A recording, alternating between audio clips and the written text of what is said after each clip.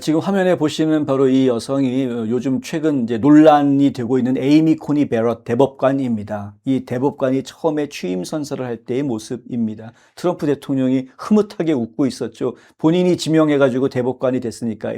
이 에이미 코니 베럿 대법관은 트럼프 대통령이 첫 번째 임기 중에 세 번째로 임명한 대법관입니다. 트럼프 대통령이 첫 임기 중에 대법관을 세 명이나 임명을 했는데 이것이야말로 정말 엄청난 신의 한 수였다. 하나님이 제공해 주신 기회였던 거죠. 예. 이러한 일이 없었더라면 미국은 조 바이든 행정부 시절에 몰락했을지도 모릅니다. 법들이 다 망가지고 사법부 다 무너지면서.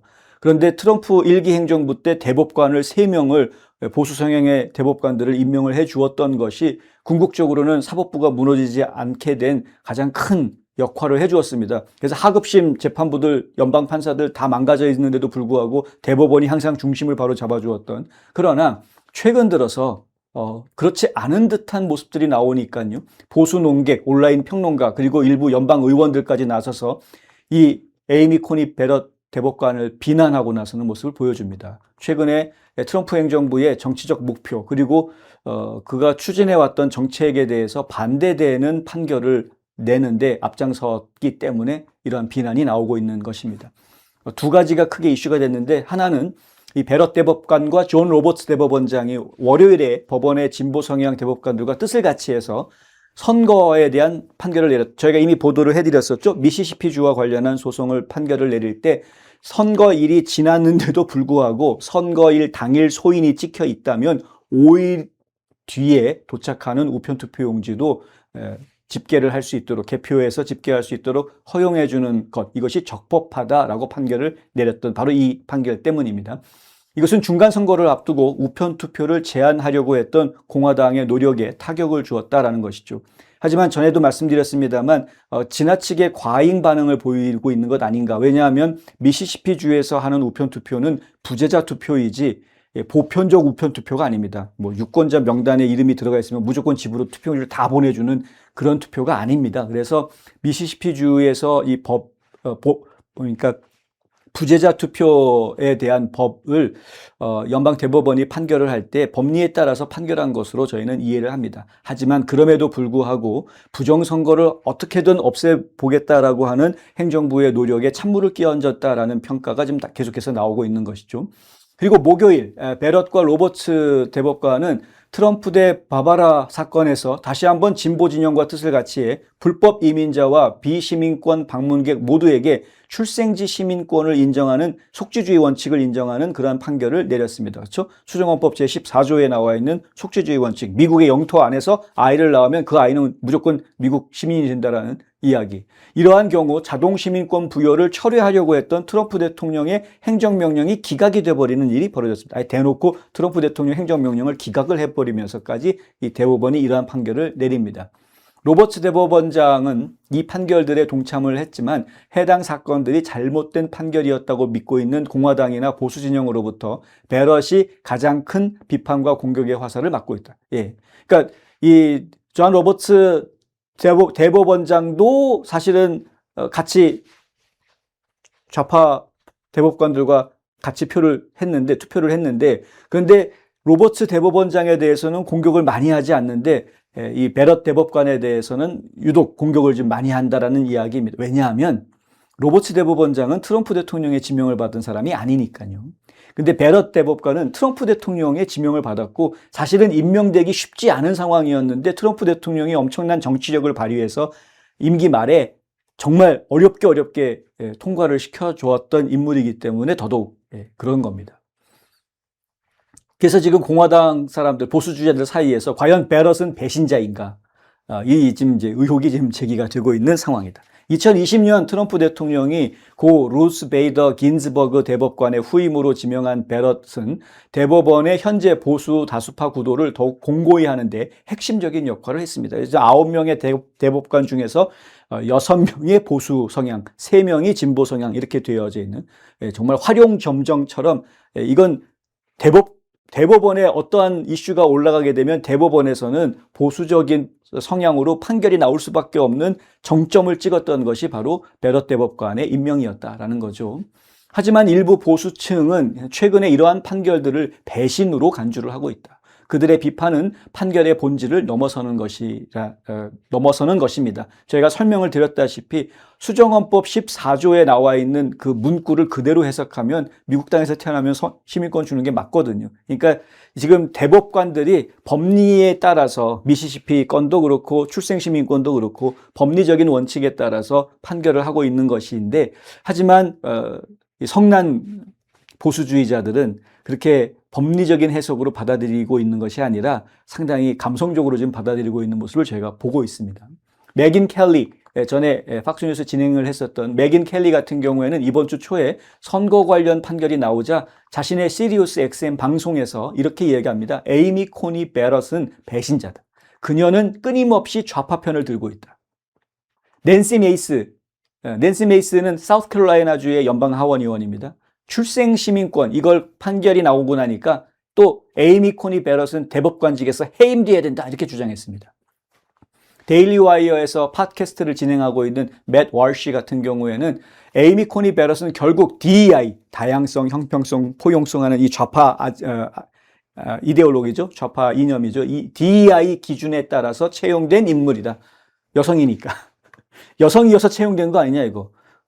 진짜 보수주의자 대법관 임명한 게 아니라 보수주의 중에서도 여성도 좀 있어야 된다. 그래가지고 혹시 넣은 거 아니냐. 자격 안 되는데 여성이라고 가산점 받아서 들어간 거 아니냐. 이런 비판을 하는 겁니다. 케탄지 잭슨보다 조금 나은 수준에 불과하다. 케탄지 브라운 잭슨 같은 경우에는 흑인 여성이죠. 또 흑인 여성. 민주당 쪽에서 이제 바이든이 대법관으로 임명을 해준 그런 케이스. 근데 정말 판결이 나올 때 저희가 느끼는 바지만 진짜 이상한 판결을 너무 많이 합니다. 그거 아시는지 모르겠는데 어느 정도까지 심각한 얘기가 나오냐면 케탄지 브라운 잭슨은 지금 대법관이 된 이후로 단 한 번도 공화당과 조금이라도 관련이 되어져 있으면, 그리고 트럼프랑 조금이라도 관련이 되어져 있으면 단 한 번도 찬성을 한 적이 없다라는 그런 이야기가 있습니다. 사실인 것 같습니다. 그 정도로 철저하게 좌파 대법관으로 지금 자리매김하고 있고요. 그러니까 법리가 중요한 게 아니라 정치적인 판결을 계속 내놓고 있다라는 이야기죠. 근데 그러한 그 케탄지 잭슨보다는 조금 낫긴 하지만 베럿도 문제가 있다. 이게 이제 맷 월시가 지적하고 있는 내용입니다. 끔찍한 인선이다. 자유주의 성향의 대법관을 임명하지 않은 공화당 대통령이 마지막으로 있었던 게 언제였나라고 이야기하면서 한탄해하는 모습을 보여줍니다. 다른 이들은 베럿이 국가의 미래 파멸을 포함해서 끔찍한 결과를 초래했다고 비난했습니다. 보수 성향의 급진주의자 인플루언서죠. 로라 루머, 많은 분들이 아시는데 로라 루머도 이런 말을 합니다. 미치 매코넬 상원의원이 임종을 앞둔 그날, 지금 병원에 입원해 있죠. 미치 매코넬. 뇌졸중 증상이 왔던 것으로 지금 알려져 있고요. 그가 트럼프 대통령에게 지명할 것을 촉구했던 미 연방 대법관 에이미 코니 베럿이 트럼프 대통령의 출생 시민권 행정명령에 반대표를 던져서 사실상 우리나라를 무덤으로 보낸다라는 사실에는 다소 뒤틀린, 동시에 아이러니하게도 재미있는 그러한 면이 있다. 미치 매코넬이 병원에 실려갔는데 지금 출생 시민권을 인정해준다라는 이 판결은 나라를 지금 무덤으로 보내는 거다. 이렇게 아주 강한 이야기를 지금 한 겁니다. 근데 미치 매코넬이 이 베럿 대법관을 트럼프한테 추천해줬다는 얘기는 저도 새롭게 알게 됐는데요. 베럿이 법학을 전공한 노트르담 대학교의 대학생 공화당 지부는 베럿 대법관을 노트르담의 명예를 완전히 실추시킨 존재라고 비난했습니다. 후배들한테 지금 모욕을 당했습니다. 이 동아리는 X에 이런 글을 올렸는데요. 끝없는 제3세계 이민으로 인해 파괴적인 결과를 겪게 될 모든 분들께 그녀를 대신해 사과드린다. 이렇게 게시했습니다. 이게 무슨 얘기냐면 출생 시민권을 인정을 해주면 그러면 정말 불법이든 뭐든 무조건 미국 땅에 들어와서 애만 나면 된다라고 생각하고 들어오는, 끊임없이 밀려 들어오는 외국인들의 행렬을 막을 방법이 없다라는 거죠. 그냥 돈 많은 사람들이 와가지고 몇 달 동안 여기 미국에서 먹고 살고 하다가 애 낳고 가면 그럼 시민권자 하나 만들어서 가는 거, 이른바 독수리 도장 받아가지고 가는 거 아닙니까? 이런 일들을 막을 방법이 없다라는 겁니다. 법적으로. 법적으로 막을 방법이 없다. 그래서 앞으로 그렇게 많은 끝없는 제3세계 이민으로 인해서 파괴적인 결과를 겪게 될 모든 분들한테 이 베럿 대법관의 후배들이 노트르담 대학교에 있는 공화당 학생 공화당원들이 사과를 대신하고 있는 그런 상황. 출생지 시민권 사건에 대해서 양측 모두 선의의 주장이 있는 것은 사실입니다. 이건 여러분들이 객관적으로 이해해 주셔야 될 부분인데요. 판결에 반대하는 법학자들조차도 베럿을 옹호하는 사람들이 있다라는 이야기입니다. 어드밴싱 아메리카 프리덤의 선임 법률 연구원인 에이미 스웨어러 그리고 클라렌스 토마스 대법관이 출생지 시민권 사건에 대해서 반대 의견을 냈던 인물들입니다. 그런데 그분들도 이 베럿의 연구 내용을 인용한 바 있지만, 그러니까 클라렌스 토마스 대법관도 그 스웨어러의 이야기를 인용한 것도 있지만은 개인적으로는 베럿 대법관의 논리에 동의하지 않음에도 불구하고 하지만 베럿 대법관을 비난하지는 않았다는 거죠. 스웨어러는 베럿 대법관은 시민권 조항에 대해 잘못된 견해를 가지고 있다라고 썼습니다만, 하지만 여기 있는 여러분들 중 일부는 마치 베럿 대법관이 오늘 발표된 다른 의견들을 포함해 수많은 문제에서 일괄된 입장을 보이지 않았던 것처럼 행동하고 있다. 무슨 얘기냐면 만약에 베럿 대법관을 비판한다면 그러면 당신들도 어차피 판단 기준이 왔다 갔다 하는 사람들이다라는 겁니다. 어른답게 행동해라, 감정을 다스려라 라고 스웨어러는 이야기합니다. 조지 워싱턴 대학교의 로스쿨 교수이자 법률 평론가인 조나단 털리도 방송에 많이 나오는 인물인데요. 이 조나단 털리 같은 경우에도 법원의 판결에 동의하지 않는다라고 분명하게 얘기합니다만 베럿 대법관은 옹호하는 모습을 보여줍니다. 베럿 대법관은 트럼프 대통령이 임명한 3명의 대법관 중 한 명으로서 많은 이들의 신경을 건드렸다. 이렇게 이야기합니다. 많은 이들은 그녀가 사무엘 엘리토나 토마스 대법관과 같은 노선을 따르기를 기대했지만 대신 그녀는 종종 로버츠 대법관과 같은 입장을 취했다. 지금 대법원장하고 같이 따라다니는 것을 저희가 많이 봤습니다.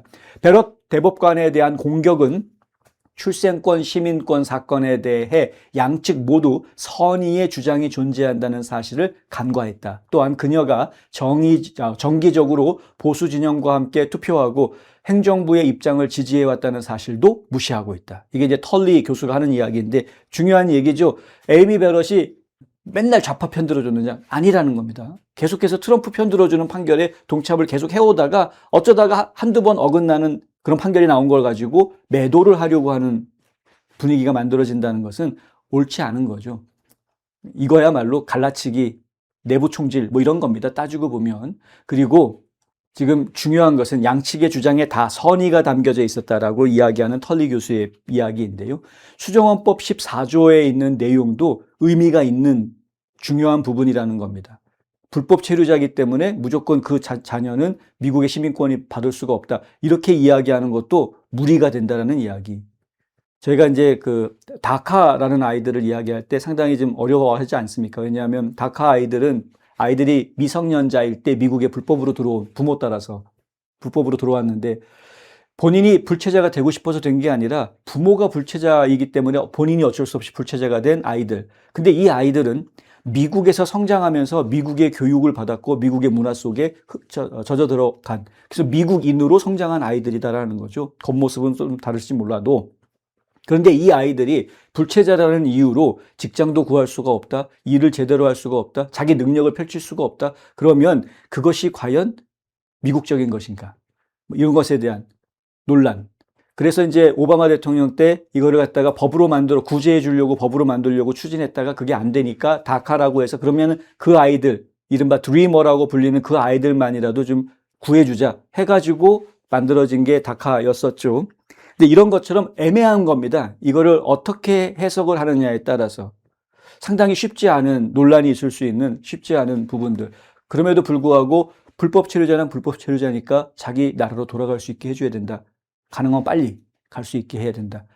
라고 생각하시는 분들도 일리 있는 이야기이고, 아니, 이들이 지금까지 살아오면서 계속해서 친구도 다 여기 있고, 미국에 있고, 사랑하는 사람들이 다 미국에 있고, 이들의 직장과 비전도 전부 다 미국에 있고, 삶 자체가 미국에 있는 미국인으로서의 삶을 살아왔는데 계속 미국에 살게 해줘야 된다라고 이야기하는 이러한 부분들.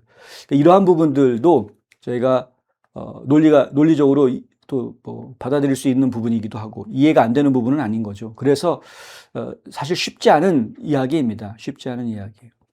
다른 방법으로 해결을 해야 되는 그런 상황인 겁니다. 사실은 헌법이 규정하고 있는 내용이 그렇다면 다른 방법을 동원해야 된다. 그래서 지금 트럼프 행정부 쪽에서는 다른 방법으로 접근하는 방식을 찾고 있는 것이죠. 아예 원정 출산 자체를 지금 근본적으로 막을 수 있는 방법들을 찾는다거나, 예, 불법적으로 미국에 들어오는 것 자체를 지금 막는 이런 방법들. 미성년자들 같은 경우에도 불법으로 미성년자들이 들어왔다 그러면 바로 원래 왔던 나라로 돌려보내는 이러한 방법들, 이런 것들을 지금 다 좀 정책적으로 좀 추진을 하고 있는 그런 상황입니다.